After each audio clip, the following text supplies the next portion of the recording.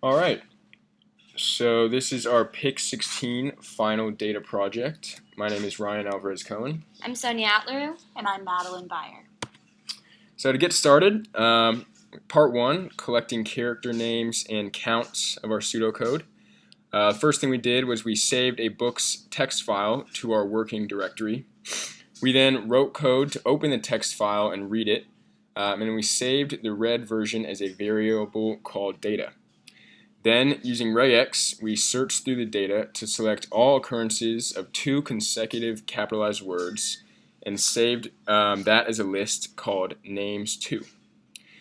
Next, we searched for all capitalized words that came directly before or after the word said and saved that as a list called singles.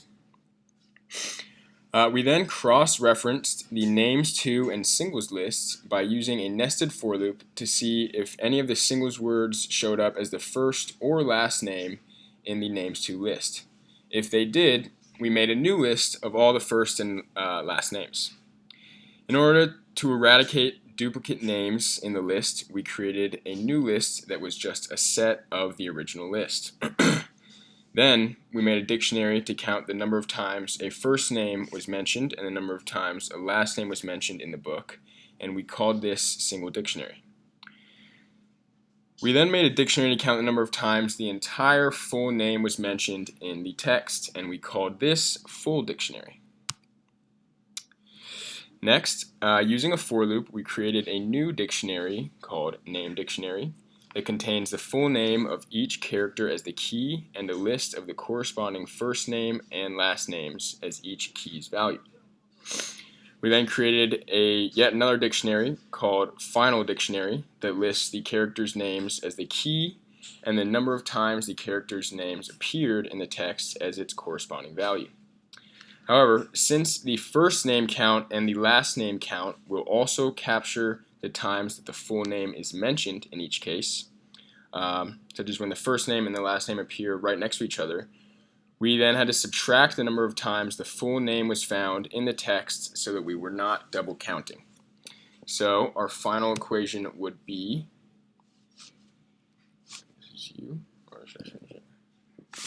So then we created a dictionary of positions and used the regex equation to find all the locations in the text that any of the values of the name dictionary appeared in.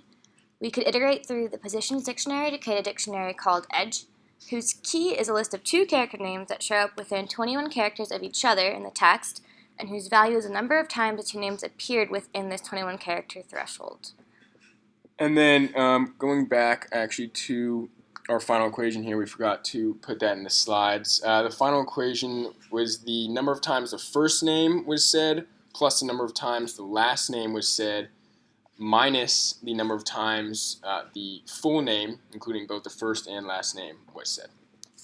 Awesome. So after part one, when we collected all the character names and counts, we moved on to create CSV files from those dictionaries and then use a NetworkX module to create our network. So we created separate CSV files called the Edge Dictionary as well as the Final Dictionary. And we wanted a labeled edges file that had 3 columns: the first character's name, the second character's name, and the number of times these characters showed up within the 21 character threshold together. We had another file of just nodes, which contained 2 columns, the character name and the number of times that character showed up within the text. And we could use that to create a top nodes file to contain the most important characters. We used the NetworkX module to create nodes from the CSV labeled nodes and to also create edges from the CSV labeled edges. We were able to add weights to the nodes and edges corresponding to the counts of the amount of times they showed up. We applied the PageRank algorithm to assign weights to characters, the main characters having greater corresponding weights. So in the Harry Potter book, Harry Potter should have the largest weight of all the characters. We're able to add different attributes to our network, including shapes, colors, and sizes to make an organized graph that shows the characters and their connections. Okay, some of the challenges of our project. Well, first of all, for the 2-word proper nouns part of our project, if you capture proper nouns where they have 2 capitalized letters starting the words, you capture things that also aren't characters, like Hogwarts School, Hogwarts Express. Also, if there's a variation of the same character's name, it's going to capture each variation of that name and think that it's a separate character. And then probably the last challenge was just figuring out how PageRank worked and creating a neat layout for our network X plot, because as we'll see in the code, we had to really zoom in order to get a nice looking plot, which we didn't realize that was the problem at first. So this is basically what we start with. Start with the text file that we found online, and then I'll go through all the code, and then we end up with getting the PageRank, which weights the characters based on the number of times that they appear and also their edge weights and node weights. And then the final product is a network. And then just going through the code, we start off where we open the text file. Then here are the lists that we make. Then we create the dictionaries. Then we create the CSV files that hold the data with the character names, the edges, and the weights. Then finally, we create a network X graph, and we run PageRank to sort the character names depending on their node weight.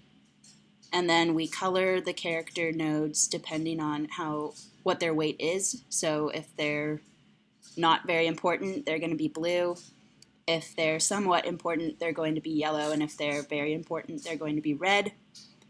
Then we did a spring layout of our code. And as you can see, it at first looks like it's all jumbled on top of each other. But then when you convert to a PNG file and then zoom in, you get something that looks like this.